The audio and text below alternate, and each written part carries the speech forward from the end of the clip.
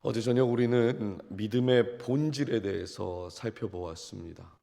믿음은 바라는 것들의 실상이고 보이지 않는 것들의 증거다 그랬어요.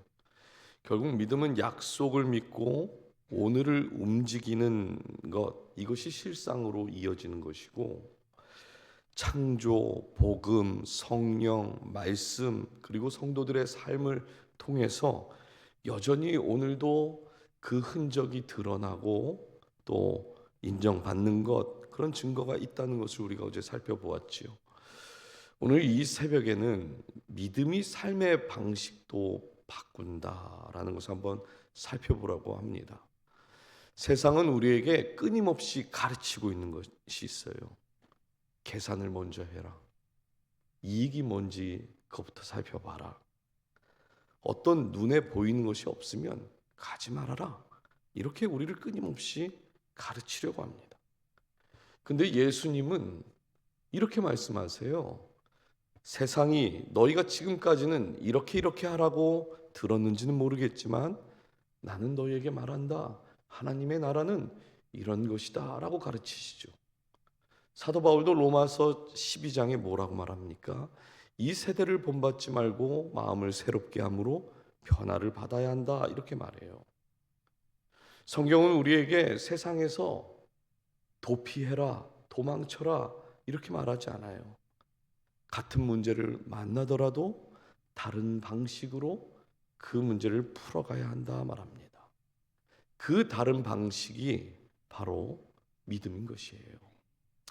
오늘 우리가 함께 나눌 믿음의 사람은 아브라함입니다. 아브라함의 삶을 통해서 우리가 이제 믿음이 어떻게 실상이 되고 증거가 되는지 살펴볼 건데요. 첫 번째, 믿음은 안정보다 임재를 따른다 그래요.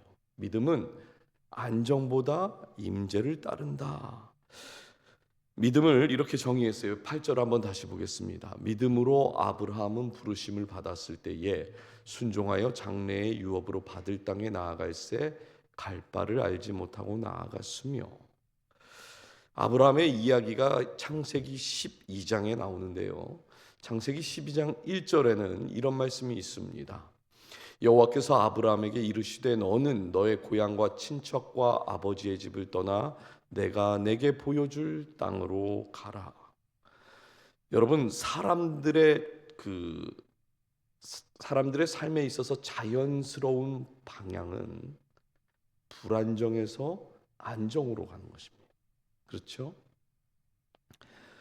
아브라함은 이미 이 안정을 가지고 있던 사람이에요. 이 고향과 친척과 아버지의 집, 이 말은 이미 안정된 삶을 아브라함이 가지고 있었다는 것을 말하고 있는 것입니다. 근데 하나님께서 갑자기 어느 날 그 아브라함에게 나타나셔서 그 안정된 삶을 털고 일어나라 말씀을 하세요. 그리고 내가 보여줄 땅으로 가라 말씀하시죠. 제가 몇 번 말씀드린 것 같은데 여러분은 어디로 가는지 확실한 정보가 있어도 가는 게 쉽지 않습니다. 안정을 버리고 떠나는 게 쉽지가 않아요. 왜 그럴까요? 사람들은 안정을 좋아하기 때문에 그래요. 나이가 들면 들수록 더 그 안정을 버리고 떠나가는 것이 힘들죠. 왜 그런 겁니까? 우리가 계속해서 젊었을 때부터 붙들고 노력한 게 뭐예요? 불안정했던 그 나의 삶을 안정된 삶으로 가기 위해서 지금까지 그렇게 노력하신 거잖아요. 아브라함에게 75세에 하나님이 찾아와서 이 이야기를 하셨다는 겁니다.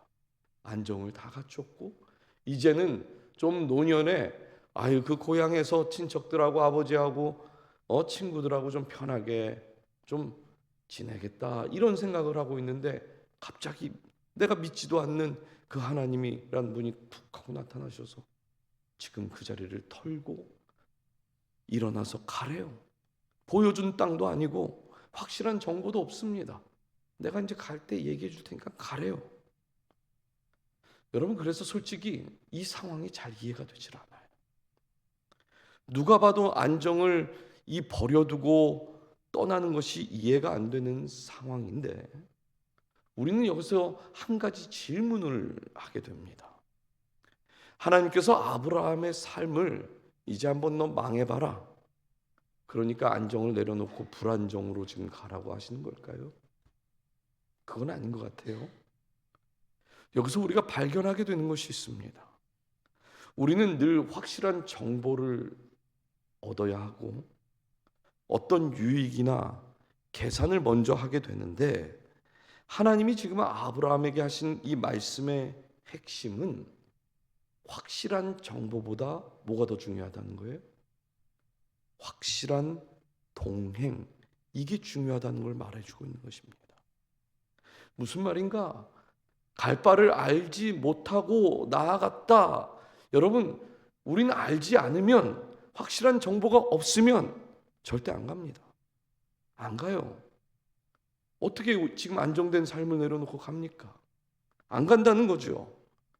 그런데 지금 하나님 뭐라고 지금 말씀하시는 거예요?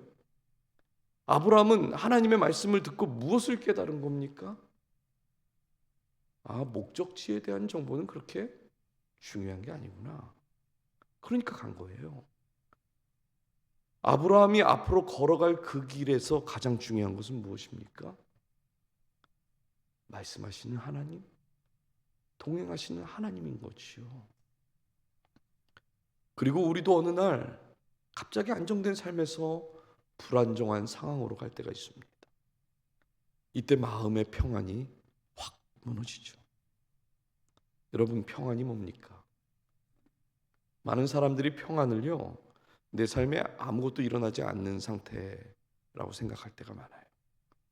아이들이 문제 안 일으키고, 내 남편이 문제 안 일으키고, 건강도 문제가 없고, 경제적으로도 문제가 없으면 뭐라고 합니까? 목사님 평안해요, 좋습니다, 우리 이렇게 이야기하잖아요. 근데 성경이 말하는 평안을 한번 좀 보실까요? 우리가 잘 아는 시편 23편 4절에 이렇게 말합니다. 내가 사망의 음침한 골짜기로 다닐지라도 해를 두려워하지 않을 것은 주께서 나와 함께 하심이라. 주의 지팡이와 막대기가 나를 안위하시나이다. 지금 다윗이 뭐라고 말합니까? 하나님께서 나를 사망의 음침한 골짜기로 내모셨답니다. 그러면 다윗은 어떤 상태가 되는 거예요? 지금 사망과 가까워졌잖아요. 사망의 음침한 골짜기로 하나님이 나를 어느 날 훅 하고 내민 거예요. 그러면 다윗은 어떤 상황이 되는 겁니까? 평안이 깨진 상황이 된 거예요. 안정이 다 무너진 상황이 된 겁니다. 내 마음이 막 요동치고 있는 그런 상황인데, 그 상황에서 다윗은 지금 뭐라고 말해요? 두려워하지 않는다 합니다. 해를 두려워하지, 나를 해칠 것을 자기는 두렵지 않대요.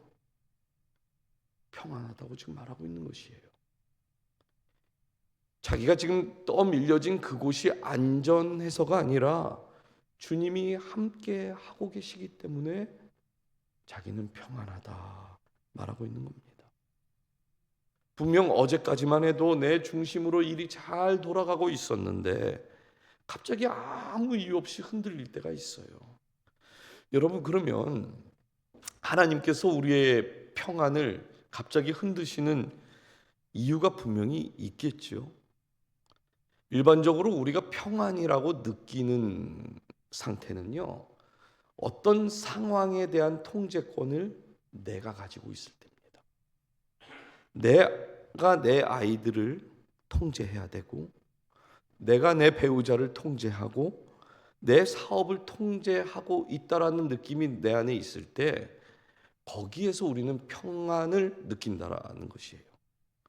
그런데 문제는 내가 어떤 상황을 통제하고 있을 때는 신기하게도 하나님이 안 보여요. 그렇죠? 그래서 하나님께서 내가 통제하고 있는 것을 막 흔들어서 내가 통제할 수 없는 문제구나, 이거를 깨닫게 하시는 겁니다. 여러분, 여러분의 자녀가 문제를 일으켜야지만 내가 그 자녀 뭐라고 고백하는 겁니까? 내 자녀 이거 내가 통제할 수 없는 거구나 깨닫고 하나님의 자녀가 맞네, 이렇게 가는 거죠. 그렇죠? 여러분의 일터를 흔들고 여러분의 사업장을 흔드는 이유도 신앙적인 관점에서는 마찬가지입니다. 내가 통제할 때는요, 주의 지팡이와 막대기가 안 보여요. 그런데 사망의 음침한 골짜기로 내몰리게 되면 신기하게도 거기서 이거 내가 통제할 수 없는 문제를 만났네. 그때 하나님이 보이기 시작한다는 거죠. 혹시 지금 여러분 안에 평안이 흔들리고 계신 분 계십니까? 여러분의 자녀가 혹시 여러분 그 통제권을 자꾸만 벗어나려고 하시나요?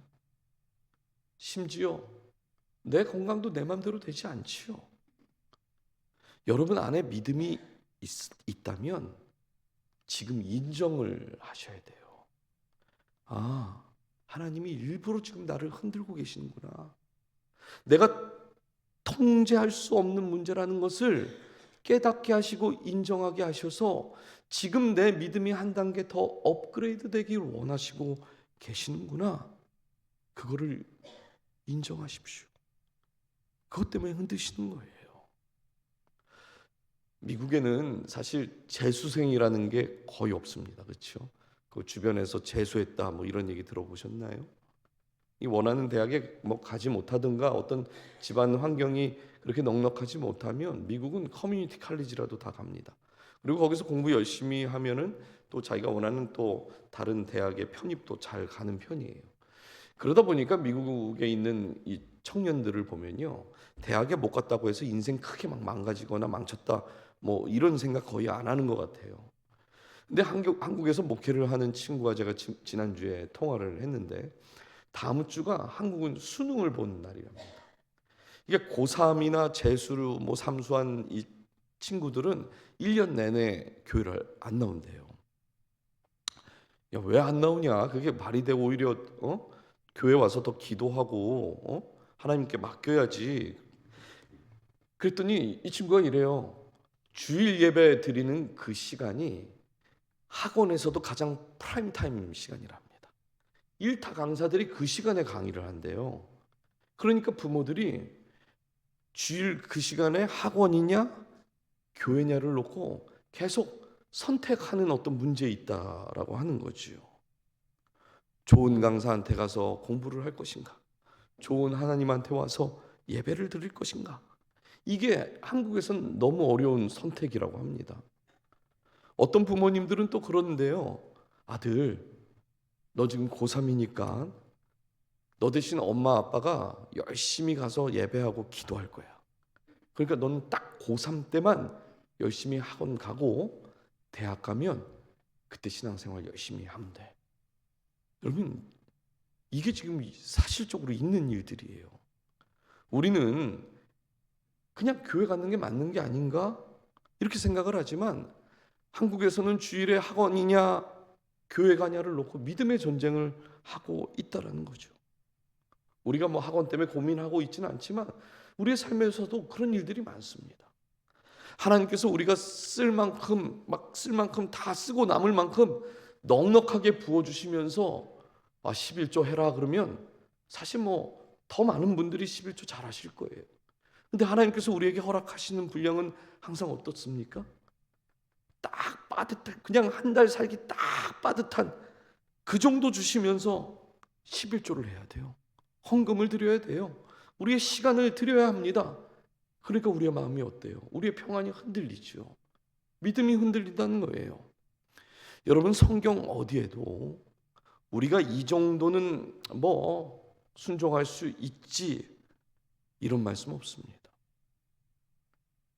여러분, 믿음은 절대 내가 하기 어려운 그 앞에, 모험 앞에, 도전 앞에 주어지는 것이에요. 이건 내가 할 수 있는 것 같아. 그건 벌써 믿음으로 하는 일이 아닙니다. 당연히 할 수 있는 일이기 때문에. 성경은 온통 그래서 다 모험이고 도전입니다. 여러분, 믿음 없으면 절대로 순종 못할 말씀만 성경은 가득해요. 자녀를 키우는 것, 시간이 지나 보니까 어땠습니까? 그냥 키워지던가요? 아니에요. 자녀를 키우는 것도 믿음이 있어야 되고 모험이 있어야 됩니다. 여러분 직장 생활 정직하게 하는 것, 사업에서 정직하게 사업하는 것, 그것도 다 믿음이 있어야 되는 거예요. 온전한 11조 드리는 것, 이거 다 모험이라는 거죠. 이렇게 온통 우리의 삶의 모험밖에 없어서 믿음이 흔들리고 그런 상황 가운데 있는 그 다윗이 말한 것처럼 사망의 음침한 골짜기가 우리의 삶과 더 가까운 것 같은데 하나님은 그렇게 해야 한다 말씀하는 거예요. 삶의 방식을 바꿔라 말씀합니다. 왜요? 하나님과의 동행, 하나님과의 그 하나님의 임재가 평안의 본질이고 내가 통제할 수 없음을 깨닫고 내 모든 문제를 하나님께 맡겨드리는 것, 그것이 믿음이기 때문에 그렇습니다. 그래서 믿음으로 사는 사람들은 안정에서 불안정으로 옮겨가도 사실 크게 두려워하지 않아요. 걱정이 좀 덜합니다.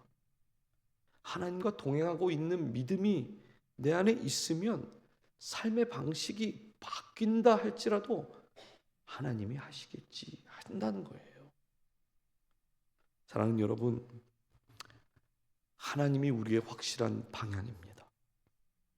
확실한 정보가 우리에게 필요한 것이 아니라 확실한 임재, 확실한 그 동행, 그 하나님을 붙들고 나아가는 저와 여러분이 되길 주님 이름으로 축복합니다.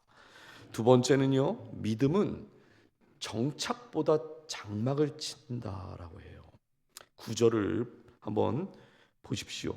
믿음으로 그가 이방의 땅에 있는 것 같이 약속의 땅에 거류하여 동일한 약속을 유업으로 함께 받은 이삭 및 야곱과 더불어 장막에 거하였더니. 여러분, 가나안은 하나님이 주신 약속의 땅이죠. 그러면 이론상 아브라함이 가나안 땅에서 어떻게 살아야 하는 겁니까? 이론상 하나님이 아브라함에게 약속으로 주셨잖아요.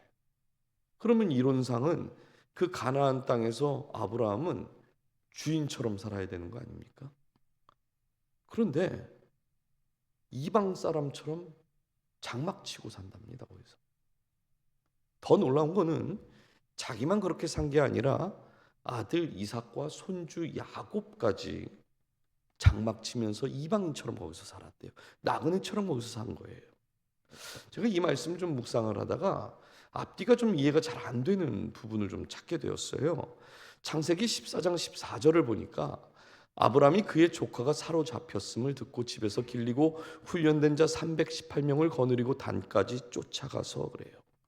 여러분, 지금 아브라함은 아들 이삭 가족과 그리고 손주 야곱, 그리고 아브라함과 함께 집에서 훈련된 318명의 사람들, 종들, 가축들 다 데리고 지금 움직이고 있는 거예요.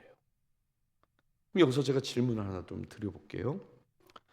이 많은 사람들이 장막을 치고 살려면 그 장막이 몇 개나 좀 필요할까요? 맞아요. 새벽에는 우리가 생각이 별로 없어요. 네, 제가 4명에서 그냥 장막 하나 친다라고 생각을 해도 최소 80개는 필요한 거죠. 그렇죠? 여러분, 장막을 치고 이방인처럼 살았다는 것은 한 곳에 정착하지 않았다는 것입니다. 아브라함이 이삭을 몇 살 때 얻었다고 그랬죠? 100살. 100살이에요. 그러면 이삭은 몇 살에 야곱을 얻었을까요? 60살입니다. 60살. 자, 이것까지는 못 맞출 수 있어요. 그러나 이건 맞출 수 있습니다. 제가 답을 이미 다 드렸어요. 그럼 여기서 이제 아브라함은 야곱을 몇 살에 얻은 거죠? 160살. 예. 이럴 줄 알고 제가 조금 어려운 질문을 준비했습니다. 그러면 아브라함은 몇 살에 죽었나요? 그걸 제가 어떻게 알아요? 그렇죠? 175살에 죽었어요. 175살. 그러면 아브라함과 이삭과 야곱이 몇 년 동안 함께 장막에서 산 겁니까? 175에서 160 빼면 15년. 15년을 같이 살았어요. 훈련된 사람들만 318명 있었고 가족들도 다 있고 종들도 있고 가축까지 15년이라는 시간을 그렇게 큰 공동체가 함께 움직인 겁니다. 그럼 이동하는 것 자체가 너무 불편한 일 아닐까요? 그렇죠? 요즘이야 뭐 캠핑하는 게 낭만이고 뭐 취미라고 말할 수 있지만 저는 정말로 궁금한 게 아브라함이 그냥 간 게 아니라 약속받고 간 거잖아요. 보여줄 땅으로 가. 그래서 갔다는 거예요. 보여줄 땅으로 하나님이 줬다고 해서 갔는데 그곳에서 왜 장막 치고 사냐는 거죠. 그렇게 큰 공동체가 우리 교회 전원이 다 15년 동안 계속 움직이면서 제가 어느 날 자, 오늘 주님 말씀하십니다. 텐트 걷으세요. 자, 저 소들 딴 데로 가고 있어요. 잘 불러오세요. 자, 우리 20마일 절로 가야 돼요. 그걸 15년 동안 했다고 생각을 해보세요. 정착하고 싶지 않겠냐는 거예요. 그렇죠? 근데 왜 아브라함은 장막을 치는 이 원칙을 계속해서 고수한 걸까요? 이 부분을 성경학자들이 이렇게 해석을 합니다. 하나님께서 아브라함에게 땅을 주셨지만 실질적인 주인이 아니었기 때문에 땅을 다 정복할 때까지 장막에서 살았다. 이렇게 해석을 해요. 팩트는 그게 맞습니다. 이스라엘은 가나안 땅을 정복하고 나서야 거기에 집을 짓고 살았어요. 근데 저는 여기서 한 가지 좀 덧붙이고 싶어요. 당시 가나안 땅의 사람들은 다 집 짓고 살았습니다.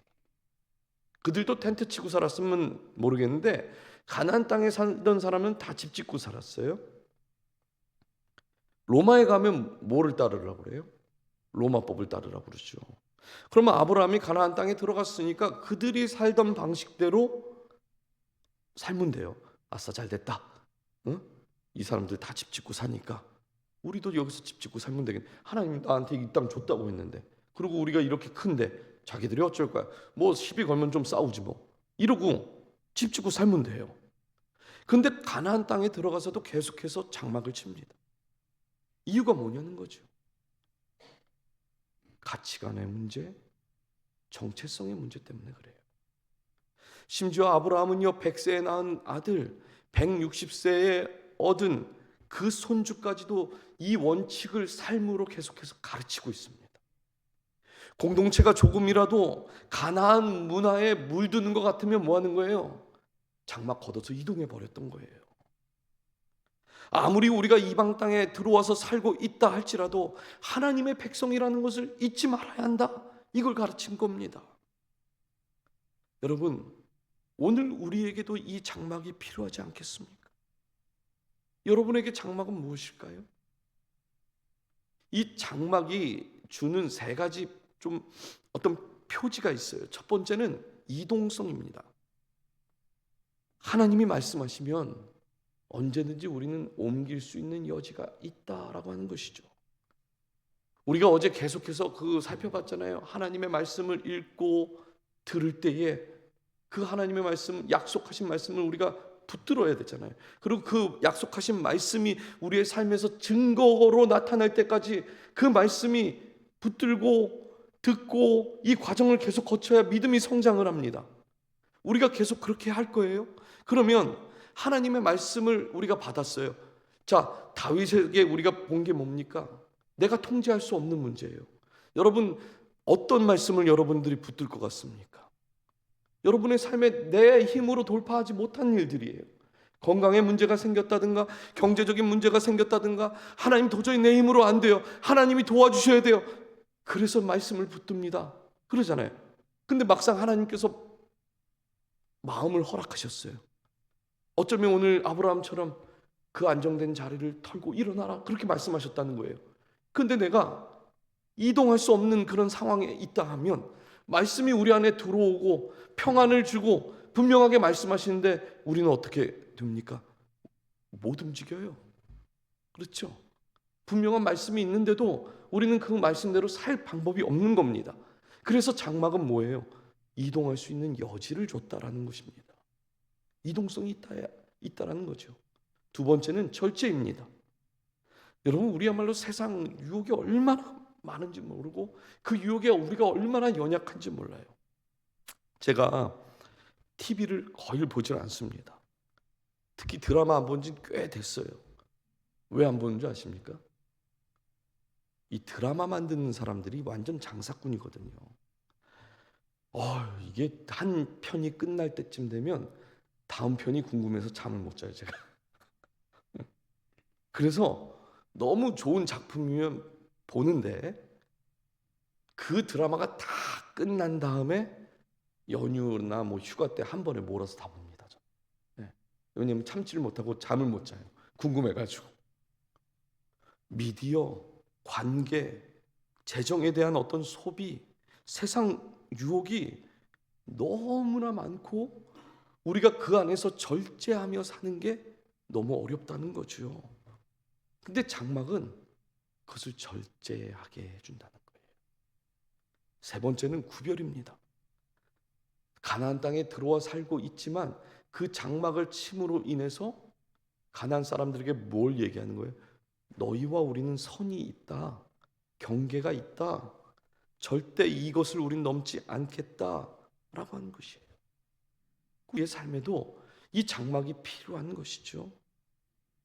아브라함이 가나안 문화에 젖어들 만하면 장막을 걷고 이동을 했듯이 우리 마음이요, 어떤 세상의 기준에 자꾸만 물들어가고 그 세상을 자꾸만 따라가려고 할 때 속도를 줄여야 되고 자리를 옮겨야 되고 절제와 경계를 세우는 것, 그것이 필요하다라고 하는 것이죠. 그래서 믿음은 정착보다 장막을 치는 것입니다. 마지막 세 번째, 믿음은 전리품보다 약속을 붙들게 한다라고 해요. 아브라함의 가치관과 세상 가치관이 충돌하는 장면이 창세기 14장에서 나오는 이야기인데, 조카 롯은 아브라함과 함께 떠날 때 창세기 12장에서 아버지 집을 떠날 때 같이 나온 사람 중에 한 사람이에요. 한동안 이 조카 롯과 함께 자랐습니다. 그런데 각자가 가지고 있는 소유가 점점 많아지고 그러다 보니까 필요한 것들이 많잖아요. 그래서 종들끼리 서로 다투는 일이 생겼어요. 그 일로 인해서 아브라함과 조카 롯은 서로 헤어지게 됩니다. 그래서 이 조카 롯이 어디로 갔는가? 소돔과 고모라라는 땅으로 가서 정착을 하게 되는데, 그 소돔과 고모라에 신할 연합군이 쳐들어와서 전쟁을 일으켜요. 그래서 거기 있는 소돔과 고모라의 사람들을 다 포로로 잡혀갑니다. 이때 아브라함이 이 조카 롯을 위해서 집에서 길러진 그 318명의 훈련된 사람들을 데리고 새벽에 그 신할 연합군을 기습을 해서 전쟁에서 승리를 하죠. 그래서 모든 전리품과 사람들을 다시 데리고 돌아오고 있는데, 아브라함이 전쟁에서 승리해서 돌아오고 있다라는 소식을 소돔 왕이 알게 되고 아브라함을 영접하러 나갑니다. 그리고 영접하러 나가서 이렇게 이야기를 해요. 창세기 14장 21절. 소돔 왕이 아브라함에게 이르되 사람은 내게 보내고 물품은 내가 가지라 그래요. 당시 문화로 따지면 전쟁에서 승리한 사람이 모든 걸 다 가지게 되어 있습니다. 근데 지금 소돔 왕이 뭐라고 얘기합니까? 아브라함에게 전리품은 다 너 가져가고 우리에게는 사람만 줘. 왜 그럽니까? 땅이 있고 왕이 있는데 백성이 없으면 그게 무슨 소용이에요? 전리품은 시간이 지나면 생길 거니까 그거는 내가 다 모으면 되는데 사람이 없으면 아무 의미가 없으니까 그 사람 달라고 한 겁니다. 사실 말이 안 되는 부탁을 지금 한 거죠. 그런데 아브라함이 소돔 왕에게 뭐라고 얘기하는가? 22절과 23절입니다. 한번 읽어주실까요? 시작. 전 주제시요.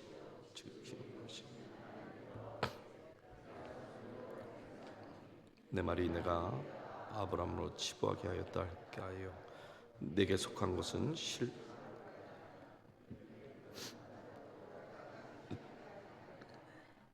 여러분, 저는요 개인적으로 아브라함이 이삭을 바치는 장면도 잊지 못하지만 이 장면이 너무나 멋있어요. 지금 아브라함이 뭐라고 말합니까? 나는 아무것도 안 가져갈 거다. 자신은 하나님께 복을 받아야 할 사람이지 너 같은 사람한테 복 받을 사람이 아니야. 지금 이렇게 얘기하는 거예요.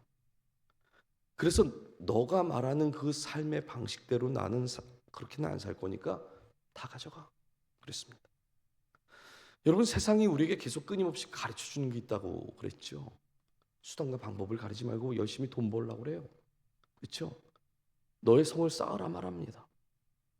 근데 아브라함은 그런 세상의 방법, 세상의 가치가 싫다는 거예요. 왜요? 하나님께서 자신에게 약속하신 것이 있거든요. 창세기 12장에서 하나님이 아브라함에게 약속하신 것은 뭡니까? 너는 복이 될지라 그랬어요. 그렇죠? 그러면 아브라함에게 있어서 복은 누가 주는 거예요? 하나님이 주시는 거예요. 그렇죠? 이것이 아브라함이 붙들고 있는 가치입니다. 우리도 마찬가지죠. 믿음으로 사는 저와 여러분에게 복은 누가 주시는 겁니까? 하나님이 주시는 거예요. 이것이 우리의 가치관이잖아요. 여러분, 유한양행이란 회사 들어보셨나요? 이름? 유한양행의 창업자가 유희란 박사님이란 분입니다. 제가 이분의 스토리를 영상으로 이렇게 나온 걸 본 적이 있는데, 이분의 삶이 마치 아브라함을 보는 것처럼 저에게 큰 도전을 하나 주었습니다. 그 유희란 박사는 크리스천 기업가였죠. 1971년에 소천을 하시면서 유서가 공개가 되었는데, 당시 회사를 자녀에게 상속하지 않고 전문 경영인에게 회사를 물려줍니다. 이 당시에는 이것도 매우 큰 충격적인 일이었어요. 대부분 그때는 다 자녀들에게 회사를 주었는데, 근데 회사에 그 부사장으로 일하고 있던 아들과 조카를 회사를 전문 경영인에게 넘겨주면서 둘 다 잘라버립니다. 회사 발전에 방해가 된다라는 이유 때문에 잘라버린 거예요. 그러면서 유서에 뭐라고 적혀 있냐면, 손녀를 위해서 1만 달러를 제외하고 전 재산을 기부하겠다 했는데 그 돈이 그 당시 407억 원이었어요. 제가 그럴 줄 알았어요. 집에 우리 다 그 정도는 있죠. 예, 별로 안 놀라실 줄 알았어요, 제가. 근데 1971년에 그때 우리 이민 오신 분들도 계시고 여기 대부분 그때 물가가 어떤지 잘 아실 겁니다. 그때 시내버스 요금이 10원이었습니다. 라면 20원, 짜장면 좀 비싸서 60원이었대요. 제가 찾아보니까 그렇더라고요. 쌀 한 가마니에 8,000원 하던 시대였습니다. 그 오늘날로 따지면 이 407억 원이라는 가치는 4조 원이래요. 4조 원. 이제 조금 놀라시네. 네. 딸 유제라가 있는데 이 딸 유제라에게는 유한 공고 안에 묘지 주변에 땅이 있었는데 그 묘지를 상속했습니다. 딸에게. 근데 이 유제라 씨도 미국에서 살았거든요. 근데 1991년에 그 미국에서 이제 소천할 때까지 유한 재단에 그 땅을 다 기부하고 본인 재산 200원이 아니라 200억을 다 기부를 해버렸어요. 그건 놀랍죠. 저는 가장 놀란 게 이겁니다. 아들 유일선이 있어요. 아들 유일선에 대한 그 유서는 이렇습니다. 너는 대학까지 다 공부시켜줬으니까 스스로 자립해서 살아라. 이게 끝이었어요. 네, 준 게 없습니다. 제가 이분에게 감동을 받은 이유는 저와 같은 유 씨예요. 네, 크리스찬이라는 거죠. 여러분, 오늘날에는 왜 우리가 이런 분들을 찾기가 어려운 걸까요? 분명 유일한 박사님은요, 세상의 어떤 가치보다 하나님 말씀의 영향을 받은 사람이 분명합니다. 세상과는 다른 방식으로 자기만 그렇게 산 것이 아니라 그 자녀와 손주에게까지도 자신처럼 살라고 하는 것, 이게 오늘 우리가 함께 나눈 아브라함과 같은 믿음의 가치를 가진 그런 사람 아닙니까? 제가 그 영상을 보면서 한 가지 내린 결론이 있어요. 아, 결국 부모가 문제인 거구나. 부모가 문제예요. 부모가 성경적 삶의 가치관을 살고 있는가? 살고 있지 않는가? 여기에 문제가 있는 것입니다. 여러분, 우리가 예수님을 믿고 있기 때문에 달라진 삶의 가치가 여러분에게 있으십니까? 예수 믿는 목사의 가치관이 세상과는 달라야지 이렇게 생각하시죠. 저도 그렇게 생각해요. 아니, 목사가 어떻게 세상과는 같은 가치관을 가지고 살 수 있습니까? 달라야죠. 그런데 목사만 성경적인 가치관을 가지고 살아야 하는 겁니까? 그건 아니에요. 우리 모두가 성경적 가치관을 가지고 세상과 충돌을 해야 되는 거예요. 세상이 가르쳐주는 것과 우린 그렇게 살지 않겠다. 오늘 저녁에 그걸 얘기할 거예요. 오늘 저녁에 꼭 나오셔야 돼. 이 얘기를 들으시려면. 미리 잠깐 얘기하는 겁니다. 세상과 충돌을 해야 되는데 우린 자꾸 누구와 충돌을 해요? 우리끼리 충돌해요. 내 아내와 충돌하고 내 남편과 충돌하고 내 자녀들하고 자꾸 충돌한다는 거예요. 세상이 가르쳐주는 가치관과 우리는 그 방식대로는 안 살 거야. 우리는 우리의 가치가 있어. 그리고 자꾸만 세상에 나가서 우리가 세상과 우리가 어떻게 다른지 그 세상과 충돌하면서 살아야 되는데, 보세요. 우리 교회뿐만 아니라 많은 교회들이 우리끼리 충돌하면서 산다는 거예요. 이게 얼마나 안타까운 현실입니까? 우리가 예수님 믿고 신앙생활하면서도 여전히 세상의 가치관을 가지고 살아간다면 그게 가장 큰 위기 아니겠어요? 오늘 아브라함이 우리에게 보여준 도전이 무엇입니까? 이방인의 땅에서 내 자녀를 이방인처럼 키우지 않겠다고 한 거예요. 그들의 삶의 방식을 나는 따라가지 않겠다는 겁니다. 믿음이 바로 이런 거라는 거죠. 그래서 아브라함이 이렇게 살 수밖에 없는 이유를 10절에서 이야기합니다. 이는 그가 하나님이 계획하시고 지으실 터가 있는 성을 바랐음이라. 아브라함 당시 세상 모든 사람들은 무엇을 먹을까, 무엇을 입을까, 무엇을 마실까, 이걸 다 고민하고 있었는데 아브라함은 눈을 들어서 뭘 본 거예요? 하나님을 바라보았더니 하나님이 계획하시고 하나님이 지으실 그 성이 있다는 것을 보게 되었답니다. 하나님이 준비하신 성이 있는데 못하러 내가 지금 이 가나안 땅에서 장막 집 짓고 사냐는 거예요. 하나님이 계획이 있는데 장막에서 살아도 아무 문제 없는 거죠. 이 땅에 소망을 두고 다 자기만의 성을 쌓다가 결국 가지고 가는 거 하나도 없더라. 이게 지금 우리가 전도서에서 계속 보고 있는 거 아닙니까? 여러분, 믿음이 없으면 헛된 것을 다 경험하고 나서야 그리고 깨닫게 되는 거예요. 그렇죠? 그런데 믿음이 있으니까 하나님의 계획이 보이는 것이고, 믿음이 있으니까 하나님의 음성이 들리는 것이고, 믿음이 있으니까 그 하나님이 나를 위한 성을 지금 계획하시고 준비하고 계시다는 것을 그때 깨닫는 거 아니겠습니까?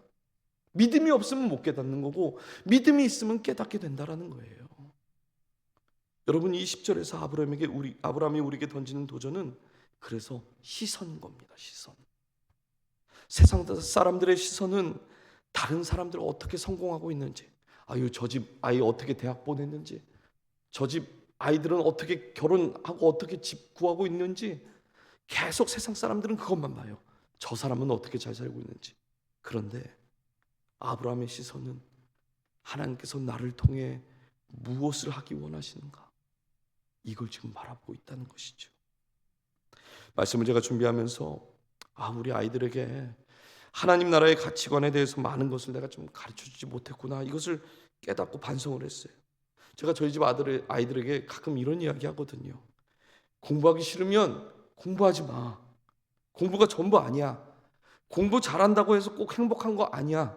여기까지 딱 이야기하고 하나님 나라의 그 가치관은 말이다, 이렇게 얘기해야 되는데, 지금 논만큼 너 나중에 고생할 거야. 제 입술이 회개를 해야 돼요. 이렇게 말씀을 앞에서 전하는 저도요, 여전히 제가 잘못된 가치관, 잘못된 시선이 문득문득 제 안에 들어온다는 것을 깨닫게 됩니다. 사랑하는 여러분, 우리 자녀들에게 너의 삶의 방식을 바꾸라고 말하기 이전에 뭐예요? 부모인 내가 먼저 삶의 방식을 바꿔야 하는 것입니다. 가치관이 바뀌어야 돼요. 우리는 주님이 소망이라고 고백하잖아요. 이 땅이 아니라 하나님 나라, 그 천국을 바라보는 사람들 아닙니까? 이 땅의 부자로 사는 것이 뭐 그렇게 의미가 있는 겁니까? 이 땅에 성공하는 것이 우리에게 무슨 그렇게 큰 의미가 있냐고요. 지금 이제 열심히 살아보셨잖아요. 자녀들 잘 키워보셨잖아요. 그리고 깨달으셨잖아요. 아, 그게 그렇게 중요한 게 아니었구나. 나중에 우리가 주님 곁에 가게 되었을 때 주님이 너 뭐 하다 왔냐? 이렇게 물으시면 뭐라고 말씀하실 겁니까? 주님 재성 열심히 쌓고 왔어요. 이렇게 말씀하실 거예요? 아니면 하나님의 사람을 키우다 저 왔어요. 이렇게 말씀하실 겁니까? 잘 선택하셔야 되는 거예요. 이제 왜 말씀을 맺겠는데요. 믿음의 사람들은 하나님의 그 계획, 하나님의 그 성, 나를 향한 그 계획이 있음을 바라보며 시선을 거기에 두고 살아가는 사람입니다. 우리가 단순히 예배드리고 우리가 가진 기도 제목 놓고 믿음으로 기도하는 그런 수준의 믿음을 하나님은 우리에게 그것을 요구하고 그 믿음을 기대하는 것이 아니에요. 근본적인 삶의 패러다임을 바꾸라 말씀하십니다. 불안정한 상황에서 안정된 상황으로 나아가는 건 세상의 방법이에요. 세상의 가치관입니다. 내가 통제할 때는 절대 하나님의 지팡이 보이지 않습니다. 하나님께서 말씀하시면 갈 바를 알지 못해도 나를 위해 예배하시고 준비하신 하나님, 그 성이 있다는 것을 믿고 그 확신하며 불안정으로 과감히 뛰어드는 것, 그것이 믿음이고 그런 우리 교회가 되기를 주님의 이름으로 축복합니다.